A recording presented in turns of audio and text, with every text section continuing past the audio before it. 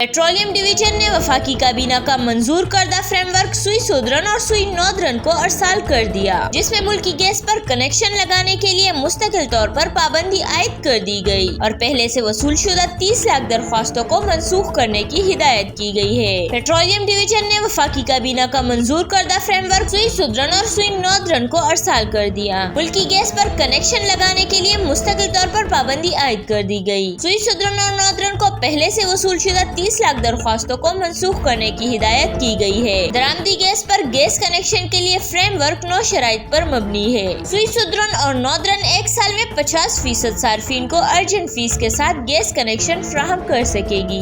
Urgent fees अदा करने वाले सार्फिन को 3 माह में दरामदी गैस पर नया कनेक्शन फ्राहम किया जाएगा। एक साल मुनक़ता रहने वाले घरेलू गैस कनेक्शन के सार्फिन को दरामदी गैस का कनेक्शन मिलेगा। दरामदी गैस कनेक्शन का टैरिफ मुल्की गैस के मुकाबले में 70% ज्यादा होगा।